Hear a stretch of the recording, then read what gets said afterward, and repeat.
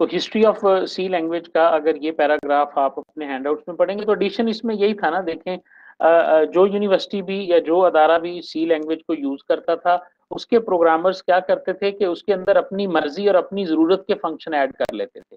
अब क्या उस वक्त ये जमाना तो होता नहीं था कि सिर्फ सी के प्रोग्रामर ही होते थे, बल्कि ऐसे प्रोग्रामर्स मौजूद होते थे जो लैंग्वेजेस के कंपाइलर तक को राइट करते थे। ठीक है ना। तो वो क्या करते थे कि वो सी के अंदर नए फंक्शन ऐड कर लेते थे। तो इस चीज को रियलाइज किया गया 1983 के अंदर, और 1983 के अंदर चूंकि उस वक्त डेनिस रिची की जो सी लैंग्वेज थी वो मुख्तलिफ वर्जन के अंदर मौजूद थी, इसलिए उन्होंने फिर क्या किया कि मुख्तलिफ किस्म की सी लैंग्वेजेस को 1983 के अंदर आंसी के सुपुर्द कर दिया, जो कि अमेरिका की एक नेशनल स्टैंडर्ड कमेटी थी कंप्यूटर एंड इंफॉर्मेशन प्रोसेसिंग की। और उसे कहा गया कि इस लैंग्वेज को स्टैंडर्डाइज किया जाए, इसका एक स्टैंडर्ड होना चाहिए कि ये सी प्लस प्लस है या ये सी लैंग्वेज है। और ये 1989 के अंदर फिर पहली दफा आंसी और आईएसओ ने मिलकर एक स्टैंडर्डाइज सी जो है लैंग्वेज को लॉन्च किया था जी। ठीक है जी नूरुल कमर साहब, समझ आ गई जी बात की? ओके जी। अब हम जब सी प्रोग्रामिंग को या सी या प्रोग्रामिंग को जब हम स्टार्ट करते हैं तो हम कहाँ से स्टार्ट करते हैं जी? उसके लिए हमारे पास कौन कौन से टूल्स होने चाहिए, ये मैंने अपनी फर्स्ट वीडियो में भी बताया था और मैं दोबारा यहाँ पे बता देता हूँ जी आपको। और हम इसको स्टार्ट करते हैं जी कि हमारे पास जो टूल्स ऑफ ट्रेड है, टूल्स ऑफ ट्रेड से मुराद एक प्रोग्रामर के पास क्या क्या हथियार होने चाहिए, जब वो क्या क्या टूल्स होने चाहिए कि वो लिख सके। आपके पास कोई ना कोई एडिटर होना चाहिए जी। एडिटर क्या है जी? जिस जहां आप प्रोग्राम को लिखते हैं, प्रोग्राम लिखने के लिए तो आप बेशक नोटपैड के अंदर भी प्रोग्राम लिख सकते हैं जी सी का, और उसके बाद आप इसे कंपाइल कर सकते हैं। ये सी का एक बेसिक प्रोग्राम का स्ट्रक्चर है, मेन के फंक्शन से शुरू होता है और इस तरह इसकी बॉडी जो होती है ये करली ब्रेसेस के अंदर हम बंद कर देते हैं। लेकिन फिर भी चूंकि मार्केट के अंदर काफी अच्छे एडिटर्स मौजूद हैं जो काफी सहूलत हमें देते हैं, कोड को रीडेबल बनाते हैं, कोड हमारे लिए आसान हो जाता है, कंपाइलेशन आसान हो जाती है, हमें बार बार कमांड नहीं लिखनी पड़ती, और कोड को वो इतना कलरफुल कर देते हैं वो एडिटर कि हमें उसके अंदर जो डिफरेंट टोकन्स होते हैं कोड के, वेरिएबल्स क्या हैं, कॉन्स्टेंट्स क्या हैं, क्या और इसी तरह रिजर्व वर्ड्स कौन कौन से हैं, ये चीजें हमें उसमें पहचाननी आसान हो जाती हैं। हमारे इस कोर्स के अंदर जिस कोड एडिटर को हम फॉलो करेंगे वो हमारे पास है डेव सी प्लस प्लस का जो है ना, ये कोड एडिटर हमारे पास होगा जिसको हम यूज करेंगे मतलब हमारे इस ओवरऑल लैंग्वेज जो है ना वो टूल्स के अंदर ही। ठीक है। उसके बाद आपके पास उस लैंग्वेज का प्रॉपर कंपाइलर होना चाहिए। कंपाइलर हम पढ़ चुके हैं अपनी इंट्रोडक्शन टू कंप्यूटिंग की क्लास के अंदर या अपने उस कोर्स के अंदर के कंपाइलर और इंटरप्रेटर हमारे पास लैंग्वेज ट्रांसलेटर सॉफ्टवेयर होते हैं। चूंकि सी एक हाई लेवल लैंग्वेज है और हाई लेवल लैंग्वेज को कोई भी कंप्यूटर जो है वो डायरेक्टली अंडरस्टैंड नहीं करता, तो उसको अंडरस्टैंड करने के लिए हमें उसे किसी न किसी लैंग्वेज ट्रांसलेटर प्रोग्राम्स के स्पुर्द करना पड़ता है अपने कोड को, और वो उसकी एक एक लाइन को या पूरे कोड को ट्रांसलेट करके एक नई फाइल जिसे हम ऑब्जेक्ट कोड कहते हैं वो हमारे लिए जनरेट करता है।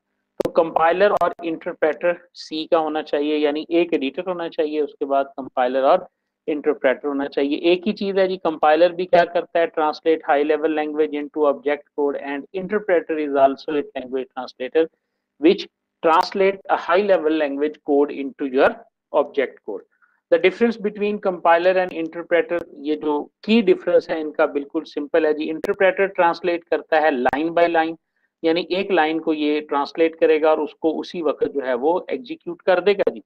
जबकि हमारे पास जो कंपाइलर होता है वो एज अ होल जो है वो जो पूरे प्रोग्राम को जो है ना वो ट्रांसलेट करता है। देखिए अगर हम कंपाइलर की बात करेंगे तो कंपाइलर हमारे पास एज अ होल एक पूरे कंप्यूटर को जो है ना पूरे प्रोग्राम को read the whole program and translate into machine language completely. ये दोनों में की डिफरेंस है। बाकी कुछ रिसर्चर्स के ये कहते हैं जी इंटरप्रेटर के ये एडवांटेजेस हैं, ये डिसएडवांटेजेस हैं, और कुछ कहते हैं नहीं जी कंपाइलर के ये एडवांटेजेस हैं और इंटरप्रेटर के ये एडवांटेजेस हैं। बहरहाल ये दोनों चीजें जो हैं ये आपके पास होती हैं। उसके बाद हमारे पास आ जाता है जी डिबगर होना चाहिए। An important tool is also debugger. Every programmer should be familiar with it. Debugger का काम क्या होता है जी? जो डिबग करता है प्रोग्राम को। डिबग का क्या मतलब है? Correct the logical errors. आपकी जो लॉजिकल एरर्स होती हैं उनको करेक्ट करने के लिए आपके पास एक डिबगर का होना भी जरूरी है। लिहाजा अगर हम सी में प्रोग्राम लिखना चाहते हैं, हमारे पास एडिटर भी हो, हमारे पास कंपाइलर भी हो और हमारे पास डिबगर भी हो। डिबगर के बाद जो चीज हमारे जो प्रोग्राम हम यूज करते हैं उसे हम लिंकर का नाम देते हैं। ठीक है, होता ये क्या है कि most of the time our program is using different routines and functions that are located in different files, hence it needs to executable code routine function. C के अंदर अभी मैं आपको बता के आ रहा हूँ कि सी के अंदर डिफरेंट किस्म के फंक्शंस होते हैं। जब हम फंक्शन को यूज करते हैं, एक तो सी का हमारा अपना कोड होता है और एक उसके अंदर हमने दूसरे फंक्शन जो है ना वो यूज किए होते हैं। तो जब हम दूसरे फंक्शन यूज करते हैं, वो फंक्शन जो होते हैं उनकी कोडिंग जो है वो हार्ड डिस्क पर मौजूद डिफरेंट फाइल्स के अंदर वो मौजूद होती है।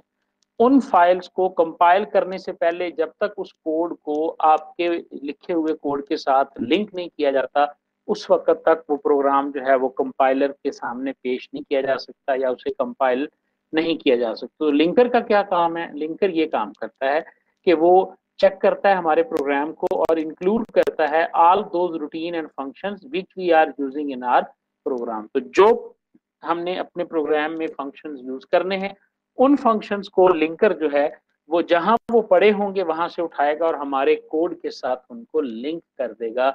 अब ये प्रोग्राम लिखा भी गया, अब ये कंपाइलर भी है, अब ये लिंक भी है। अब हम इसको कंपाइलर के पास लेके जाएंगे, कंपाइलर उसमें जो कोई सिंटैक्स एरर्स होंगी उनको फाइंड करेगा, हम उसे ठीक करेंगे और जब वो सारी सिंटैक्स एरर वगैरह बिल्कुल ओके हो जाएंगी तो फिर वो उसे ऑब्जेक्ट कोड में ट्रांसलेट कर देगा, जो अगेन आपकी हार्ड डिस्क के ऊपर या आपकी डिस्क मेमोरी पे स्टोर हो जाएगा। उसके बाद हम उसे रन करेंगे, यानी रन करेंगे। एग्जीक्यूटेबल प्रोग्राम मतलब ऐसा प्रोग्राम जब आप उसे रन करते हैं, तो रन करने के लिए आप उस प्रोग्राम को अपनी मेमोरी के अंदर जो है ना वो लोड करोगे, तो ये काम आपके लिए लोडर करेगा। क्या जी? जैसे जैसे आप इस कोर्स में थोड़ा आगे जाएंगे ना, तो ये कॉन्सेप्ट्स जो है ना वो आपके पास ज्यादा बेहतर तरीके से आपको क्लियर हो जाएंगे कि हमारे पास एडिटर का रोल क्या है, लिंकर का रोल क्या है, और इसी तरह हमारे पास जो है वो डिबगर का रोल क्या है और लोडर का रोल रोल जो है वो हमारे पास क्या है। जी, यहाँ तक बात की समझ आ गई आपको? Link road. अब एक आगे डायग्राम आ रही है हैंडआउट्स के अंदर, उस डायग्राम के अंदर जब आप देखेंगे ना तो बड़ी क्लियरली जो है वो आपको समझ आ जाएगी कि जो है ना ये लोडर लिंकर वगैरह जो है ये कहाँ पे काम करते हैं। पहली बात तो इनके रोल को समझने के लिए, जी, तो इन तमाम के रोल को समझने के लिए ना हम ये डायग्राम देखते हैं। ये डायग्राम हमारे पास क्या है, मैं थोड़ा सा इसे जूम आउट करता हूँ ताकि ये डायग्राम आपके पास पूरी आपको नजर आ जाए। जब हम एडिटर के अंदर प्रोग्राम लिखते हैं और उसे स्टोर करते हैं तो वो हमारी डिस्क में जाके प्रोग्राम स्टोर हो जाता है। ठीक है जी। उसके बाद हम कंपाइलर को देते हैं कि वो इस प्रोग्राम को जो है ना वो कंपाइल करे। कंपाइल करने से पहले एक फेज आती है जिसे प्री प्रोसेसर कहा जाता है। इसके बारे में भी हम आने वाले लेक्चर्स में पढ़ेंगे। प्री प्रोसेसर क्या होता है कि ये जो जो हमने हेडर फाइल्स इंक्लूड की होती हैं वो डिस्क के अंदर पड़ी होती हैं, उन तमाम हेडर फाइल्स को हमारे कोड के साथ कोड के अंदर शामिल कर दिया जाता है। यानी प्री प्रोसेसर, प्रोसेस करने से पहले उस कोड को आपकी फाइल के साथ अटैच कर दिया जाता है। फिर आ जाता है कंपाइलर। कंपाइलर क्या करता है? उस फाइल को अब ये कंपाइल करने की कोशिश करता है जो डिस्क में मौजूद होती है। और लिंकर क्या करता है कि डिस्क में मौजूद वो फंक्शन और सब रूटीन्स जो आपने अपने कोड के अंदर इस्तेमाल की हैं, जो वहां पर पड़ी हुई थी, उनको भी उठाएगा और आपके कोड के साथ जो है वो लिंक कर देगा। ठीक है जी। अब आपकी फाइल कंपाइल भी हो गई है, लिंक भी हो गई है और वो एक ऑब्जेक्ट कोड बन गया है जिसने अब इसे रन करना है। अब रन करने के लिए आपकी डिस्क के अंदर एक ऑब्जेक्ट कोड मौजूद है, यानी कौन सा कोड? जो मशीन लैंग्वेज में है। ऑब्जेक्ट कोड का लफ्ज याद रखिएगा। एक सोर्स कोड है जो हम लिखते हैं, एक एडिटर के अंदर हम लिखते हैं, वो हमारा ऑब्जेक्ट कोड है। और एक हमारे पास जो है वो हमारा सोर्स कोड है, सॉरी। और जब हम उसे कंपाइल कर लेते हैं तो वो हमारा एक ऑब्जेक्ट कोड जो है वो भी जनरेट हो जाता है। मैं अभी आपको जो है ना वो इसका छोटा सा एक डेमो करके दिखाता हूँ। स्क्रीन आपके साथ दोबारा शेयर करता हूँ जी। पहले मैंने सिर्फ ये देखें, ये अभी आपके सामने स्क्रीन आ जाएगी। ये अब मेरी पूरी डेस्कटॉप आपके सामने जो है ना वो आ गई है जी। ठीक है जी, ये देखें जी, अब मैं यहाँ पर प्रोग्राम, ये मेरा एडिटर ओपन हो गया डेव सी प्लस प्लस का। यहाँ मैं एक प्रोग्राम लिखता हूँ। ठीक है, ये मैंने बॉडी स्टार्ट की इसकी, और इस बॉडी के अंदर मैंने सी आउट कर दिया, और यहाँ पे लिख दिया this is our first C program. ये मैंने इसके अंदर मैसेज को प्रिंट करवाया। हर स्टेटमेंट को जो है वो हम सेमी कॉलन से जो है ना वो एंड करते हैं। इस तरह करके मैंने इसको रखा, सेव का बटन दबाया, कोई नाम हम इसका रख देते हैं जी, फर्स्ट ट्राई, और उसको मैं सेव भी कर देता हूँ। अब ये फाइल मेरी कहाँ सेव हुई है? ये फाइल मेरी हार्ड डिस्क के ऊपर जाके जो है वो सेव हो गई है। ठीक है, ये फाइल मेरी हार्ड डिस्क के ऊपर जाके सेव हो गई है। अब आप देखें कि मैं इसको कंपाइल करूंगा। ये एग्जीक्यूट का मेरे पास मेन्यू है, इसके अंदर कंपाइल की ऑप्शन भी है, रन की ऑप्शन भी है। इसको कंपाइल करने से पहले मुझे इंक्लूड करना पड़ेगा फाइल को, क्योंकि मैं सी आउट को यूज कर रहा हूँ। तो सी आउट का फंक्शन जो है वो आयो स्ट्रिंग डॉट एच के अंदर जो है ना वो मौजूद होता है। एच मीन्स हेडर फाइल, ये वो हेडर फाइल है जिस हेडर फाइल के अंदर जो है वो सी आउट का फंक्शन पड़ा हुआ है। अब मेरी ये सिर्फ एक लाइन का कोड है। अब मैं इसे इधर आता हूँ, जैसे ही मैं कंपाइल के ऊपर क्लिक करूंगा तो अब वो मेरी इस फाइल को जो है ना वो कंपाइल करेगा, और उसने मुझे एरर दी है जी कि आयो स्ट्रिंग डॉट एच नाम की कोई फाइल जो है वो मौजूद नहीं है। ठीक है जी, इसको हम चेंज करते हैं, using name space S T D लिखेंगे, और यहाँ से एच को जो है वो खत्म कर देंगे जी। अब इसे दोबारा कंपाइल करते हैं जी, तो फिर वही एरर आ रही है आयो स्ट्रिंग। इस स्पेलिंग तो ठीक है ना, इंक्लूड आयो स्ट्रिंग। या तो इसकी इंस्टॉलेशन का कोई इशू है, अदरवाइज स्पेलिंग तो बिल्कुल ठीक लिखे हुए हैं मैंने। Io string, no such file or directory, no such file, INCLUDE, ऐसे करके देखते हैं, शायद स्पेस नहीं जी, इसमें कोई एरर आ रहा है। STRING डॉट एच लिख के देखते हैं। आजुकात ना आपका अगर कंपाइलर सही तरीके से इंस्टॉल नहीं होता, क्योंकि ये फाइलें एक डायरेक्टरी में पड़ी होती हैं, और वो डायरेक्टरीज अगर आपकी एक कंपाइलर के साथ लिंक्ड नहीं होती तो उस सूरत में भी इस तरह की प्रॉब्लम आ जाती है। एडिटर ऑप्शंस हैं, इसमें काफ़ी सारी चीज़ें होती हैं जहाँ पर वो जो है ना वो सारा डाटा आपका सेव होता है, जिसकी वजह से ये एरर आ सकती है।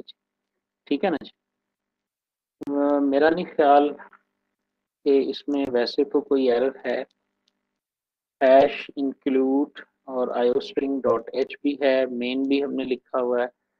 इंट करके देख लेते हैं जी, और रिटर्न 0 करके देख लेते हैं, और इसे कंपाइल करते हैं। हाँ जी, जी file save as this PC और टी, इसके ऊपर इसे सेव करके देखते हैं। अब इसे कंपाइल करते हैं, execute and compile. Iostream dot h जो है ये नहीं मिल रही जी उसे।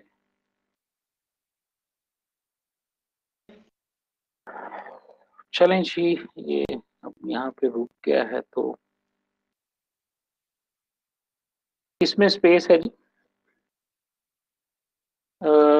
ओ कैपिटल तो नहीं, नहीं नहीं, कैपिटल कुछ भी नहीं है, सिंपल आयो स्ट्रिंग है। ये देखें, मैं आपको दिखाता हूँ यहाँ पे, मैं इसको ना ऑनलाइन चला के दिखाता हूँ जी आपको। ये देखें, सी आउट हेडर फाइल एग्जाम्पल, हम देखते हैं यहाँ पे, ये हमें ले गया गुरु 99 के ऊपर। ये कंपाइलर चूंकि मैंने बहुत पुराना इंस्टॉल किया हुआ था डेव सी प्लस प्लस का, तो उसकी वजह से भी कोई ना कोई एरर हो सकती है ऐसा। ये देखें जी, आयो स्ट्रीम ही लिखा हुआ है, इंक्लूड है और आयो स्ट्रीम है। सही है, सही, आयो स्ट्रीम। आयोस्ट्रिंग नहीं है, आयोस्ट्रीम है। और ये हमारे पास आ गया जी यूजिंग नेम स्पेस एसटीडी। लेंज अब हमारी फाइल जो है ये कंपाइल होगी। आयोस्ट्रीम था, आयोस्ट्रिंग नहीं था। आप देखें जी आपकी फाइल जो है ये कंपाइल हो चुकी है। ठीक है जी। अब आप जरा देखें ये कंपाइल हो गई। एरर 0, वार्निंग 0, आउटपुट फाइल का नाम उसने दिया है बाकायदा। ये फाइल उसने आपकी ऑब्जेक्ट कोड के तौर पे बना दी है। अगर हम डी के ऊपर जाएंगे, ये मैंने डी के ऊपर सेव की थी ना, डी के ऊपर मैंने फर्स्ट के नाम से ये सेव की थी। तो अब आप देखें कि एक फाइल तो ये मेरी कोडिंग वाली फाइल पड़ी है जो सोर्स फाइल है, और एक कंपाइल होने के बाद ये मेरी एक एप्लीकेशन फाइल जो है ना वो बन गई है। हालांकि कोडिंग फाइल मेरी 1 KB की थी, लेकिन जो मेरी एग्जीक्यूटेबल फाइल बनी है ये 1877 KB की ये मेरी फाइल बनी है। ये असल में वो फर्क है जो मैं आपको दिखाना चाहता था। जो चीज मैं आपको यहाँ पे कंपाइल करके और ये चीजें जो मैं आपको दिखाना चाह रहा था ना वो असल में ये थी। ठीक है ना, कि इसने पहले क्या किया है कि इस फाइल को लिंक किया है, और जो सी आउट वाला या आईओ स्ट्रीम वाला जो कोड था वो सारा कोड जो है वो इसने इसके अंदर शामिल किया, और उसके बाद इस फाइल को जो है वो उसने कंपाइल किया। इसीलिए इसकी आउटपुट फाइल का साइज जो है आप देखें 1.8 MB यानी 1.1870 KB जो है वो बन गया है। यहाँ से आपको इसके रोल का पता चल गया होगा जो मैं समझाना चाह रहा था कि लिंकर हमारे पास क्या होता है और डिबगर हमारे पास क्या होता है। अब जब हम इसको रन करेंगे ना, समझ आ रही है ना, अब मैं जब इसे रन करूंगा तो अब उस डायग्राम को देखें। अब आपके पास डिस्क के अंदर एक एप्लीकेशन फाइल मौजूद है और अब आप इसे रन करना चाहते हैं, तो लोडर क्या करेगा, डिस्क पर पड़ी हुई उस फाइल को लोड करेगा प्राइमरी मेमोरी के अंदर। क्योंकि जब भी किसी फाइल ने रन होना होता है तो वो हार्ड डिस्क से मूव करती है पहले मेमोरी के अंदर, और मेमोरी से फिर प्रोसेसर जो है वो उसे एग्जीक्यूट करना शुरू करता है। इस बात की आपको बड़े अच्छे तरीके से समझ आनी चाहिए। यानी जितना जो कॉन्सेप्ट समझाने के लिए मैंने ये सारा तरद्दुद किया है, इसको रिकम्पाइल किया और इसको करके देखा, ये बात आपकी समझ में आनी चाहिए कि लिंकर का रोल कहाँ पे है, लोडर का रोल कहाँ पे है, और कंपाइलर का जो रोल है वो कहाँ पे। अब आप जरा कंपाइलर को दोबारा हम देख लेते हैं। अब हम इसे रन करते हैं। पहले तो रन करेंगे तो हमें आउटपुट स्क्रीन के ऊपर जो है रन करेंगे तो this is first our first C program की एक लाइन जो है वो लिखी हुई नजर आ जाएगी। ठीक है, अब मैं ये सेमी कॉलन इसमें से खत्म कर देता हूँ और इसे दोबारा कंपाइल करता हूँ। तो ये देखें मुझे उसने एरर दी है क्योंकि मैंने सिंटैक्स को वायलेट किया है। सिंटैक्स इसका क्या है कि हर स्टेटमेंट के आखिर के ऊपर जो है वो कंपाइलर वाली सॉरी सेमी कॉलन होना चाहिए, जिसे हम स्टेटमेंट डेलीमीटर भी कहते हैं। ठीक है, तो स्टेटमेंट डेलीमीटर जब मौजूद नहीं था तो कंपाइलर ने कोई यहाँ पर नहीं बताया कि मैंने नई फाइल जनरेट कर दी है। अब दोबारा कंपाइल करें तो वो आपको सक्सेसफुली कंपाइल करके फाइल का नाम भी बताएगा कि 2.30 सेकंड के अंदर मैंने एक नई फाइल जो है वो जनरेट कर दी है। क्यों जी, इस बात का मुकम्मल कॉन्सेप्ट आपकी समझ में आया है?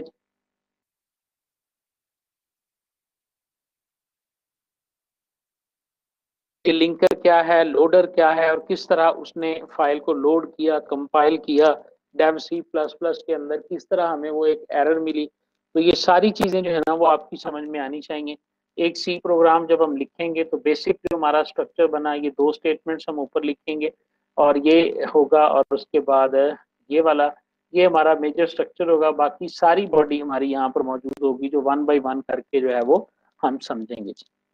ठीक है जी, ये हमारा आज का लेक्चर था। वो टेक्निकल वजूहात की वजह से थोड़ा लेट हो गया, मतलब लेट स्टार्ट हुआ। लेकिन इतनी प्रैक्टिस आप करके देखिएगा। डेव सी प्लस प्लस को अपने LMS में से डाउनलोड करके आपने इंस्टॉल कर लेना है जी।